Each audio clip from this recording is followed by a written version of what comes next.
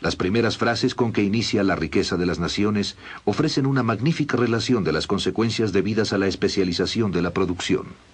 El mayor avance de los poderes productivos de la mano de obra, así como gran parte de la capacidad, destreza y buen juicio con las cuales se dirige o aplica, parece ser los efectos de la división del trabajo.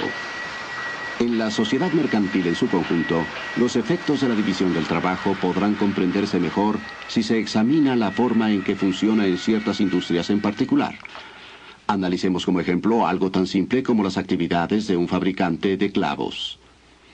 Dada la forma en que actualmente se maneja este negocio, no solo todo el trabajo es una actividad singular, sino que se le ha dividido en toda una serie de operaciones, de las cuales muchas son a su vez actividades singulares.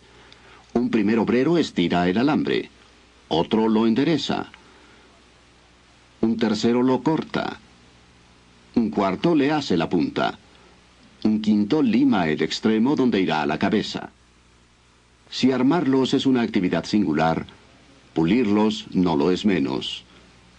Y de esta manera la parte medular de la fabricación de clavos se divide en unas 18 operaciones distintas.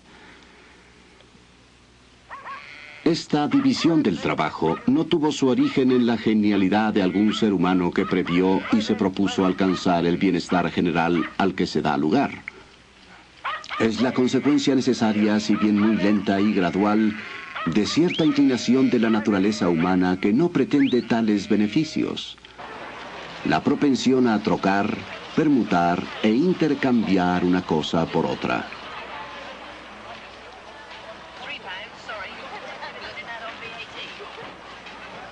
Son incontables las ocasiones en que el hombre necesita la ayuda de sus congéneres y sería absurdo que recurriese a su generosidad para obtenerla. Tendrá más probabilidades de conseguirla si apela a su egoísmo y les demuestra los beneficios que obtendrán si hacen para él lo que les pide que hagan. Quien propone a otro un negocio de cualquier clase, le está ofreciendo hacer esto mismo. Dame aquello que quiero y tú tendrás aquello que deseas. Es el significado de cualquier oferta de este tipo. No podemos esperar nuestros alimentos de la generosidad del carnicero, por supuesto, del cervecero o del panadero, sino más bien de la satisfacción de sus respectivos intereses. Cuando acudimos a ellos, no apelamos a su altruismo, sino a su egoísmo, y nunca les hablamos de nuestras necesidades, sino más bien de sus beneficios.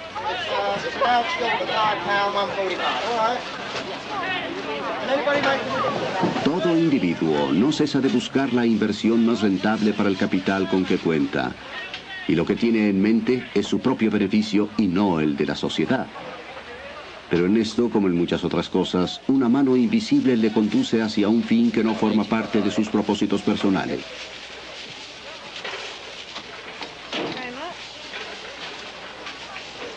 Al perseguir su propio interés, con frecuencia promueve el de la sociedad, quizá con más eficacia que si se lo propusiese intencionalmente. Nunca he sabido que quienes se dedican a comerciar en favor del bien común logren buenos resultados.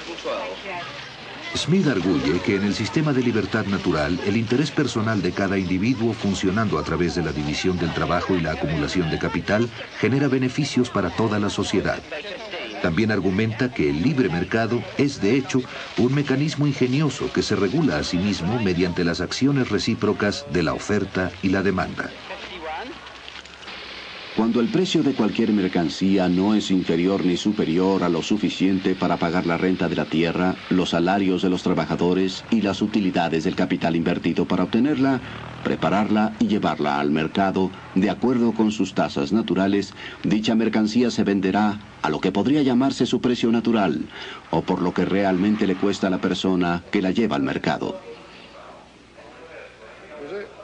You'll have no trouble. You'll sell them easy enough. These plums are terrific value now compared to other fruit. You generally shift a few of those. There's Debbie Oaters as well. They're a bit cheaper. £2 for 5s, £2.10 for 6s. All in lovely travelling hard condition. Some Marlow potatoes. Pots.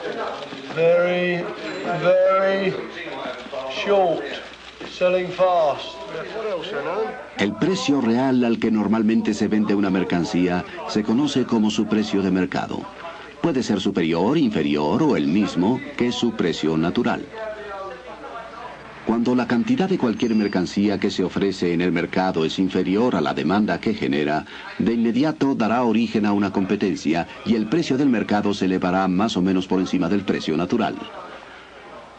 Cuando la cantidad de cualquier mercancía que se ofrece en el mercado es superior a la demanda real, el precio del mercado caerá más o menos por debajo de su precio natural. Yeah, 420, 150, 163. Yeah, and they're green. They're fresh in and green, they will suit you. Por lo tanto, el precio natural es, como se ve, el precio central alrededor del cual gravitan continuamente los precios de todas las mercancías. El precio de monopolio es en cualquier circunstancia el más alto que puede cobrarse. Por el contrario, el precio natural o precio de libre mercado es el más bajo que puede pedirse. Smith consideraba que los monopolios eran ante todo concesiones especiales que el gobierno otorgaba a ciertas personas o grupos favorecidos, algo parecido a los privilegios exclusivos que se otorgaban a los gremios medievales.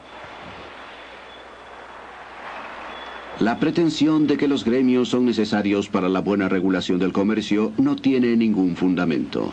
Quien sepa cómo fabricar un producto en una forma adecuada puede realizarlo en los suburbios y después introducirlos en secreto a la ciudad lo mejor que pueda.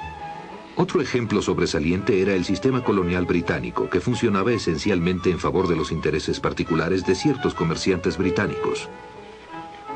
Los comerciantes de Inglaterra solicitaron al Parlamento que en el futuro limitara a los agricultores de América a comerciar exclusivamente con ellos, obligándolos primero a comprar en Europa todos los bienes que necesitaran y segundo, a vender a dichos comerciantes las cantidades de mercancía que estos consideraran conveniente comprarles. Gran Bretaña prohíbe en forma terminante la construcción de hornos de fundición en todas sus colonias de América. Se opone a que sus colonos se dediquen a estas actividades especializadas, ni siquiera para su propio consumo, pero insiste en que compren a sus comerciantes y fabricantes todos los bienes de este tipo que necesiten. Prohibir a un gran pueblo que saque el mayor provecho de cada partida de sus propias mercancías o que emplee su capital y sus conocimientos en la forma que estime más conveniente para sus intereses es una violación manifiesta de los derechos humanos más sagrados. La defensa de los derechos de las colonias que hace Smith solo refleja su compromiso por la libertad.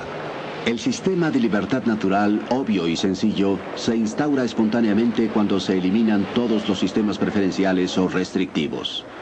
Mientras no violen las leyes de la justicia, todo hombre estará en total libertad de perseguir sus intereses como mejor le plazca y de poner a competir sus conocimientos y su capital contra los de los demás hombres o grupos de hombres. ¿Cuál es la función del gobierno según la filosofía de Smith? De acuerdo con el sistema de libertad natural, el gobernante de un estado solo tiene tres tipos de asuntos que atender, evidentes y comprensibles para cualquier persona. Primero, la tarea de proteger a la sociedad de la violencia y la invasión de otras sociedades independientes. Segundo, la tarea de proteger a todo miembro de la sociedad de la injusticia o la opresión de todos los demás miembros de la misma. Tercero, la tarea de construir y dar mantenimiento a ciertas obras e instituciones públicas que ningún individuo o pequeño grupo de individuos tendría interés en construir y mantener, porque su rentabilidad nunca les permitiría recuperar la inversión que dichas obras le implicaría. Empero, no parece menester que el dinero para esas obras públicas deba extraerse de lo que normalmente ha dado en llamarse el ingreso público. En casi todos los casos, una carretera, un puente, un canal navegable, puede construirse y mantenerse con una pequeña cuota que se cobre a los vehículos o las embarcaciones que lo utilicen. En consecuencia, Adam Smith recomienda un mínimo de funciones para el gobierno y advierte el peligro de los gobiernos demasiado ambiciosos. Las grandes naciones nunca empobrecen por la prodigalidad y los errores de sus ciudadanos, sino por el despilfarro y los malos manejos de sus gobernantes. Por lo mismo, es de suma impertinencia y arrogancia que reyes y ministros pretendan vigilar la economía de los ciudadanos, puesto que precisamente los reyes y los ministros son siempre y sin excepción los más grandes despilfarradores de la sociedad. Ojalá primero cuidaran sus propios gastos para después atender la forma en que sus ciudadanos cuidan los suyos.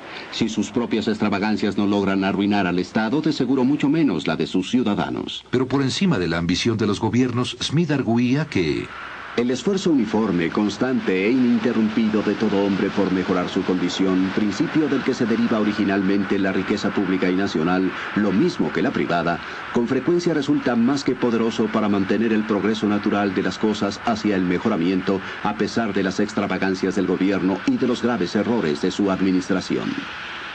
Como ese principio desconocido de la vida animal que a menudo restauran la salud y el vigor, a pesar no solo de la enfermedad, sino de las recetas absurdas del médico.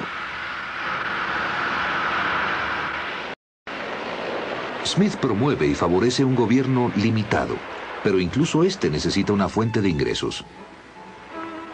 Los súbditos de cada estado deben contribuir al sostenimiento del gobierno lo más que puedan en proporción a sus respectivas capacidades, es decir, en proporción a los ingresos de que cada uno de ellos goce al amparo de la protección del Estado. La política fiscal del gobierno británico tuvo mucho que ver con la reacción de sus colonias americanas. El Parlamento de Gran Bretaña insiste en gravar a las colonias, y éstas se oponen a ser gravadas por un parlamento en el que no tienen representación. Si a cada colonia, que debiera independizarse de la Confederación General, Gran Bretaña le otorgara un número de representantes proporcional a su contribución al ingreso público del imperio, a los líderes de cada colonia les estaría ofreciendo un nuevo método para adquirir importancia, un nuevo y más atractivo objetivo a su ambición. A menos que se implemente este u otro método para otorgar importancia y brindar reconocimiento a la ambición de los líderes de América, es poco probable que llegue el día en que voluntariamente se sometan a nosotros. Y hemos de pensar que la sangre que haya de derramarse para forzarlos a ello va a ser de individuos que ya no son leales, o de quienes deseamos que lleguen a sernos leales. Qué ilusos son quienes creen que en el estado en que están las cosas, nuestras colonias podrían fácilmente someterse por la pura fuerza. Las personas que actualmente manejan las resoluciones de lo que han dado en llamar su Congreso Continental, en estos momentos se sienten a tal grado importantes que quizá ni siquiera los súbditos más encumbrados de Europa se sientan así. De tenderos, comerciantes y abogados han pasado a ser hombres de Estado y legisladores, y están dedicados a establecer una nueva forma de gobierno para un imperio extenso que se jactan habrá de convertirse, y que de hecho tiene todos los visos de lograrlo, uno de los más grandes y formidables que haya habido en el mundo. Los dirigentes de Gran Bretaña han engañado al pueblo con la idea de que poseen un enorme imperio al oeste del Atlántico, imperio que solo ha existido en su imaginación. Si el proyecto no puede concretarse, más vale abandonarlo. Si no se puede obligar a alguna de las provincias del Imperio Británico a que contribuya a la defensa de todo el imperio, para Gran Bretaña habrá llegado el momento de liberarse del gasto de defender a esas provincias en tiempo de guerra y de financiar parte de sus establecimientos civiles o militares en tiempo de paz. Y que se esfuerce por acomodar nuestras ideas sobre futuras intenciones a la mediocridad real de sus circunstancias.